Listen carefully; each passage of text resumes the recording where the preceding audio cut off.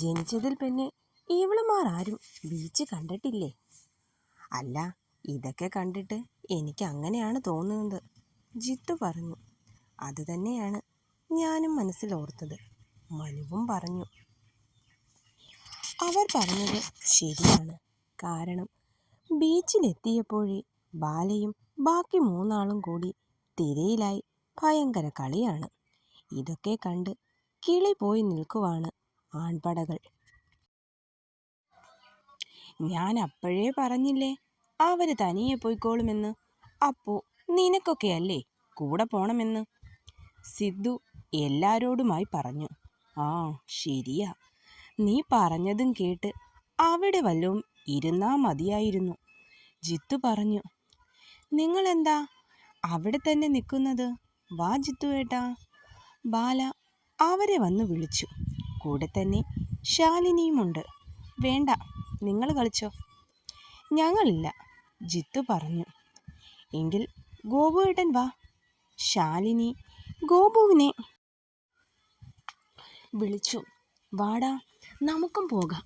ഗോപു സിദ്ധുവിനെയും മറ്റുള്ളവരെയും വിളിച്ചു. ഒന്ന് പോയേ. ഡാ, ഞങ്ങളില്ല, ജിത്തു പറഞ്ഞു. ഓ, നിന്നെയൊക്കെ വിളിക്കാൻ വന്ന എന്നെ പറഞ്ഞാൽ മതിയല്ലോ. വാട മനു, നമുക്ക് പോകാം. അതും പറഞ്ഞ് ഗോപു മനുവിനെയും വലിച്ചു പിടിച്ച് ബാലയോടും ശാലിനിക്കും ഒപ്പം നടന്നു. അവരുടെ വെള്ളത്തിലുള്ള കളിയൊക്കെ കണ്ട് മാറിയിരിക്കുവാണ് സിദ്ധുവും ജിത്തുവും.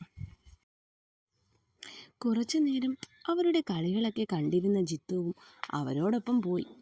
സിദ്ധു അവരുടെ കളികളൊക്കെ ഫോണിൽ വീഡിയോ എടുത്തിരുന്നു.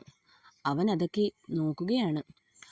ബാല അവൻ്റെ അടുത്തേക്ക് വന്നിരുന്നു. അവൻ്റെ ഫോണിലേക്ക് നോക്കി. ആ കൊള്ളാലോ, അവൾ പറഞ്ഞു. ഇനി വാ സിദ്ധു, നമുക്ക് ഒരു സെൽഫി എടുക്കാം. അതും പറഞ്ഞ് അവൻ്റെ അടുത്തേക്ക് ചേർന്നിരുന്ന് അവർ കുറച്ച് ഫോട്ടോസ് എടുത്തു. അപ്പോഴേക്കും ജിത്തു പോയി എല്ലാവർക്കും വേണ്ടി ഐസ്ക്രീം മേടിച്ചു കൊണ്ടുവന്നു. അങ്ങനെ എല്ലാവരും ഒത്ത് അതൊക്കെ കഴിച്ചു. ഇനി നമുക്ക് പാർക്കിൽ പോകാം, ആവണി പറഞ്ഞു. ആ ശരിയാ, ആവണി പറഞ്ഞതിനെ മറ്റവരും ഏറ്റു പറഞ്ഞു. വേണ്ട വേണ്ട, മതി, ഇനി വീട്ടിൽ പോകാം, സിദ്ധു പറഞ്ഞു.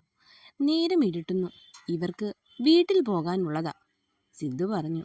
അതിനിപ്പോൾ എന്താ, നിങ്ങളൊക്കെ ഉണ്ടല്ലോ കൊണ്ടാക്കാൻ. പിന്നെന്താ, ബാല പറഞ്ഞു. എങ്കിലും വേണ്ട, സിദ്ധു പറഞ്ഞു. ഓ, ഇയാൾ ഒന്നിനും സമ്മതിക്കില്ല, ബാല പിറുപിറുത്തു. എന്താടി കിടന്ന് പറയുന്നത്? ഉറക്കെ പറഞ്ഞേ, സിദ്ധു ചോദിച്ചു. ഓ, നിങ്ങളെപ്പോലെ ഒരു വെട്ടുപോത്തിനെ സഹിക്കുന്ന എന്നെ സമ്മതിക്കണം എന്ന് പറഞ്ഞതാ, ബാല അവനോട് പറഞ്ഞു. ആരടി വെട്ടുപോത്ത്? സിദ്ധു കലിപ്പായി.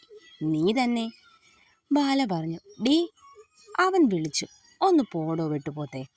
അവൾ വീണ്ടും അങ്ങനെ വിളിച്ചതും അവൻ അവളെ തല്ലാനായി പോയി. അവൾ പെട്ടെന്ന് അവിടെ നിന്നും ഓടി. ഡീ, നിൽക്കവിടെ, സിദ്ധു പറഞ്ഞു. ഇല്ല, ഞാൻ നിൽക്കില്ല, നീ എന്നെ തല്ലും. ഒന്ന് പോടോ, ബാല അതും പറഞ്ഞ് മുന്നോട്ടോടി. അവരുടെ ഓട്ടം കണ്ട് മറ്റുള്ളവർ ചിരിച്ചുകൊണ്ട് നിന്നു. സിദ്ധുവിൻ്റെ ശബ്ദം കേട്ട് എല്ലാവരും ഒന്ന് ഞെട്ടി. സിദ്ധുവിനെ നോക്കി ഓടിയത് കൊണ്ട് തന്നെ ബാല തൻ്റെ മുന്നിലൂടെ വളരെ സ്പീഡിൽ പോയ ഒരു കാറ് കണ്ടിരുന്നില്ല. ഒരു നിമിഷം എല്ലാവരും പേടിച്ചു പോയി. ആ കാർ ബാലയെ ഇടിക്കാനെത്തിയതും ഒരാൾ അവളെ പിടിച്ചു വലിച്ചു മാറ്റിയിരുന്നു. രണ്ടുപേരും റോഡിൻ്റെ ഒരു ഓരത്തേക്ക് വീണു. സിദ്ധു അവളെ വിളിച്ചുകൊണ്ട് അവളുടെ അടുത്തേക്ക് ഓടിയെത്തി. സിദ്ധു ബാലയുടെ അടുത്തേക്ക് വന്നു അവളെ പതിയെ പിടിച്ചെണീപ്പിച്ചു. സിദ്ധു അവൾ അത്രയും മാത്രം പറഞ്ഞുകൊണ്ട് അവനെ ഇറുകെ കെട്ടിപ്പിടിച്ചു. അവൾ കരയുകയാണെന്ന് അവന് മനസ്സിലായി. അവൻ അവളുടെ തലയിൽ തടവിക്കൊടുത്തു. അവളുടെ ശരീരം നന്നായി വിറയ്ക്കുന്നുണ്ടായിരുന്നു. അതിൽ നിന്നും അവൾ നന്നായി പേടിച്ചിട്ടുണ്ടെന്ന് സിദ്ധുവിന് മനസ്സിലായി. അപ്പോഴേക്കും ജിത്തുവും മറ്റുള്ളവരും അവരുടെ അടുത്തേക്ക് വന്നു. എന്നാൽ ശിവാനിയുടെ കണ്ണുകൾ അവരുടെ മുന്നിൽ നിൽക്കുന്ന ആദിയിലേക്കാണ് പോയത്. ഒരു നിമിഷം ആദി സാർ വരാൻ വൈകിയെങ്കിൽ ബാലയുടെ അവസ്ഥ അതോർക്കെ ശിവാനിക്ക് വല്ലാത്തൊരു ഭയം തോന്നി. തന്നെ നോക്കി നിൽക്കുന്ന ശിവാനിയിലേക്ക് ആദിയുടെ നോട്ടമെത്തി. ഒരു നിമിഷം ആദി സ്വയം മറന്ന് അവളെ തന്നെ നോക്കി നിന്നുപോയി. ആദി, നിനക്ക് കുഴപ്പമൊന്നുമില്ലല്ലോ? ജിത്തുവിൻ്റെ ചോദ്യമാണ് ശിവാനിയിൽ നിന്നുമുള്ള നോട്ടം മാറ്റിയത്. ഇല്ലടാ, എനിക്കൊന്നും പറ്റിയില്ല, ആദി പറഞ്ഞു. അവനൊന്ന് മൂളി.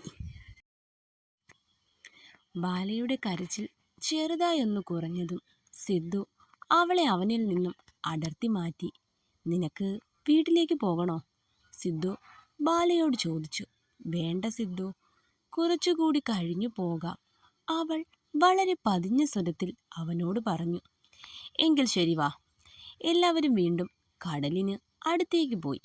ബാലയും സിദ്ധുവും അവരുടെ കളികളൊക്കെ കണ്ട് അല്പം മാറിയിരുന്നു. സിദ്ധുവിൻ്റെ തോളിൽ തല ചായ്ച്ച് കിടക്കുകയാണ് ബാല. അവൻ അവളെ ചേർത്ത് പിടിച്ചിട്ടുമുണ്ട്. ആദിക്ക് അത് കാണി ഒരു ചെറിയ പുഞ്ചിരി വന്നു. പിന്നീട് അവൻ്റെ നോട്ടം പോയത് ശിവാനിയിലേക്കാണ്. ആള് വെള്ളത്തിൽ നല്ല കളികളാണ്. അവരുടെ എല്ലാം കാട്ടിക്കൂട്ടൽ കണ്ട് ആദിക്ക് ചിരി വരുന്നുണ്ടായിരുന്നു. ഇടയ്ക്ക് ശിവാനി നോക്കിയപ്പോൾ ആദി നോക്കുന്നത് മനസ്സിലായതും അവൾ പതിയെ അവിടെ നിന്നും മാറി നിന്നു. ഡേ, നിനക്കെന്താ? വാ ഇവിടെ. ശാലിനി വീണ്ടും ശിവാനിയെ വിളിച്ചുകൊണ്ടുപോയി. സമയം മുന്നോട്ട് പോയിക്കൊണ്ടേയിരുന്നു. നേരം ഇരുട്ട് വീണു തുടങ്ങിയപ്പോൾ എല്ലാവരും തിരിച്ചു പോകാനായി വണ്ടിയിൽ കയറി. ആദി അവരോട് യാത്ര പറഞ്ഞു. അവൻ്റെ ബൈക്കിൽ കയറി. എല്ലാവരും പോണതും നോക്കി ഒരാൾ അവിടെ ഉണ്ടായിരുന്നു. ഞാനല്ലാതെ മറ്റാരാണ് അവരെ പിന്തുടരുന്നത്? ആ കാറ് വരുന്നത് കണ്ടിട്ട് ആ പെണ്ണിനെ ഇടിക്കാനുള്ള വരവ് പോലെയാണ് തോന്നിയത്. അയാൾ അതും പറഞ്ഞ് ഫോണെടുത്ത് ആരെയോ ഫോൺ ചെയ്തു. സന്ധ്യ കഴിഞ്ഞു. എല്ലാവരും വീട്ടിലെത്താൻ ശാലിനിയുടെ കാറിലാണ് ഗോപു കയറിയത്. അതുകൊണ്ട് തന്നെ ശിവാനിയെയും ആവണിയെയും വീട്ടിലാക്കിയ ശേഷം ഗോപുവും ശാലിനിയും മാത്രമായി വണ്ടിയിൽ. അവന് അവളോട് എന്തൊക്കെയോ സംസാരിക്കണമെന്നുണ്ടായിരുന്നു.